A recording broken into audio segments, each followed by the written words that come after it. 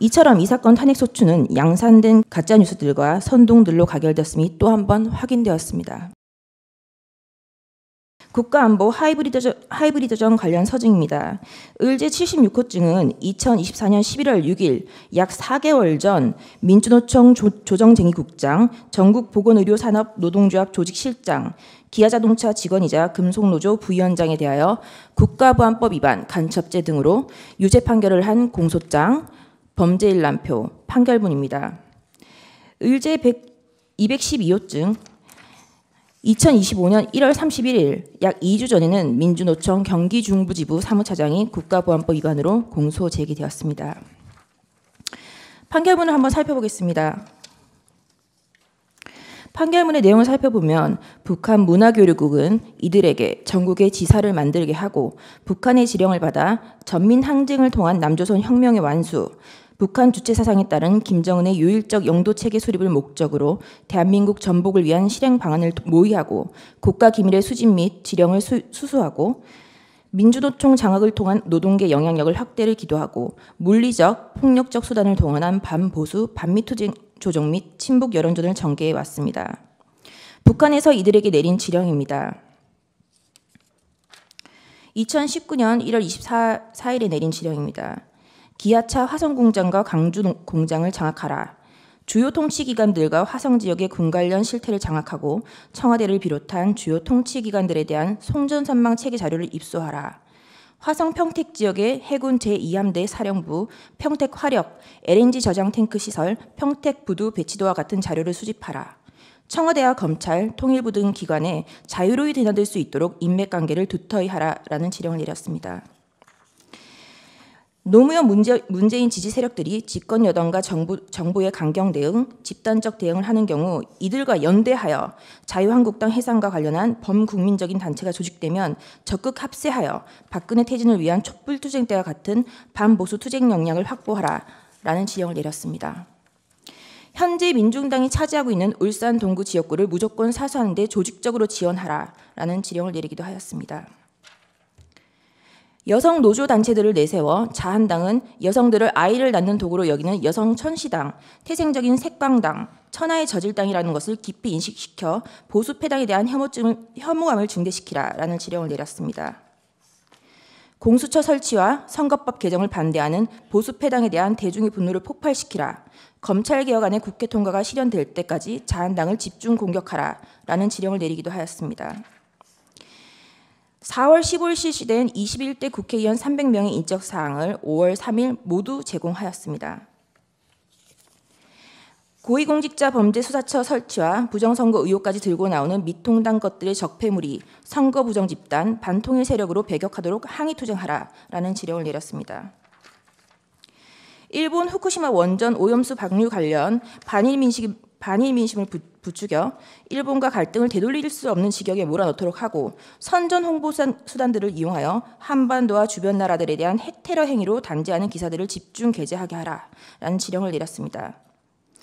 아까 차기한 변호사님께서 말씀하신 것처럼 이러한 지령과 갈등으로 인하여 후쿠시마 괴담으로 인한 사회적 비용이 1조 6천억 원이 투입되었다는 기사입니다.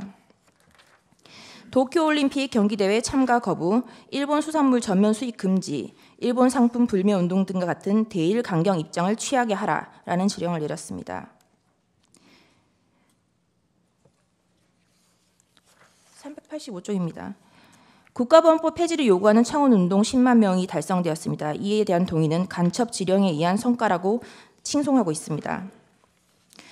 언론노조를 중심으로 민주언론시민연합과 같은 언론시민단체들과 연대해 조선일보 폐간운동본부를 활동을 진행하도록 하라라는 지령을 내리기도 하였습니다. 윤석열에게 공격의 화살을 집중하여 국민의힘 것들을 궁지에 몰아넣으라라는 지령을 내렸습니다. 윤석열이 당선되어 친미 사대적이고 반민중적이며 반통일적인 보수정권이 들어섰다. 집권 초기부터 윤석열 패거리들에 대한 실천투쟁을 공세적으로 조직 전개하라라는 지령을 내렸습니다. 438쪽입니다. 윤석열과 일가 족속, 측근들의 정치 추문과 부정부패 행위들을 집요하게 물고 늘어지면서 법적 처벌을 요구하는 압박 공세를 지속적으로 강화하여 윤석열 탄핵투쟁의 불씨를 피우고 제2의 촛불항쟁 때와 같은 대중적인 항거 기운을 조성하라라는 지령을 내렸습니다. 450쪽입니다. 보수 텃밭인 영남에서 김땡땡이 국민의힘 후보를 꺾고 당선된 것은 영업 일부와 진보 사당이 후보 단일화를 통해 이룩한 쾌거이다라고 칭송하였습니다. 이태원 참사 희생자 추모 시민 촛불 집회를 개최하여 박근혜의 탄핵을 이끌어낸 2014년에 세월호 참사 진상규명 투쟁과 같은 정세 국면을 조성하는 데 중심을 두고 촛불 시위와 적극 결합하여 역도놈의 퇴진을 요구하는 항의 투쟁들을 전개하라는 등의 지령을 내리고 실천해 왔습니다. 이와 같이 민주노총 간첩 판결문에는 최근 몇 년간 우리 사회에서의 갈등이 모두 간첩들에 의한 지령에 의해서 움직인 지령문에 담겨 있음이 확인됩니다. 을제 77호증의 1, 2는 2024년 12월 19일 이화영 대북송금 사건의 판결문과 보도자료입니다. 반국가 단체인 북한에 수백만 달러에 달하는 대규모의 자금이 흘러들어갔고 조선노동당에 지급되었다는 취지의 증거입니다.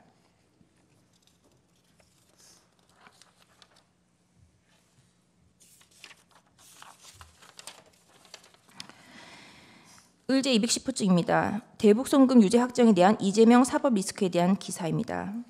을제 78호증의 4, 2018년 5월 10일 문재인 전 대통령이 신경제구상을 담은 USB를 김정은에게 전달했고 그 영상 속에 발전소와 관련된 내용이 있다는 취지의 기사입니다.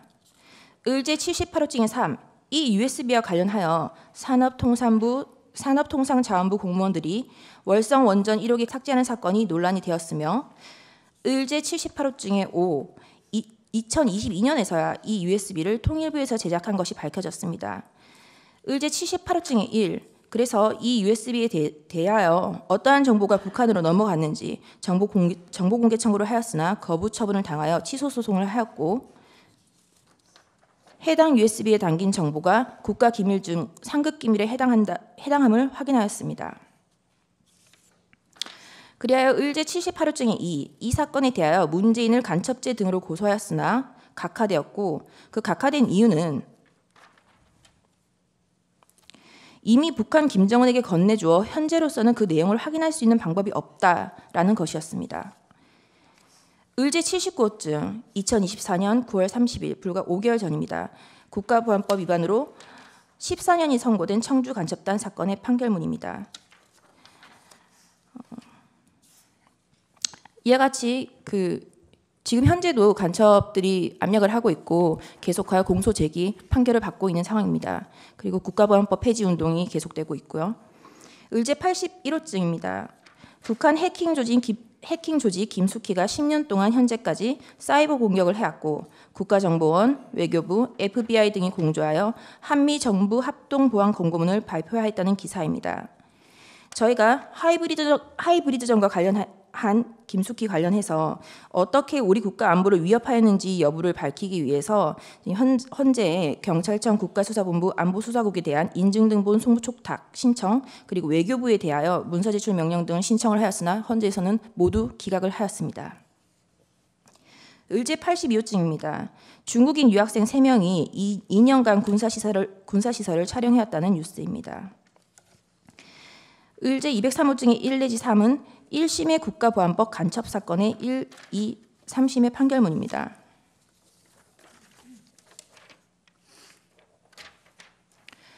을제 203호증의 4는 박선원 현 민주당 의원 전 청와대 안보전략비서관이 1심의 사건이 연루되었음을 암시하는 기사를 썼다는 이유로 언론사를 상대로 손해배상 소송을 했고 승소했다는 기사입니다.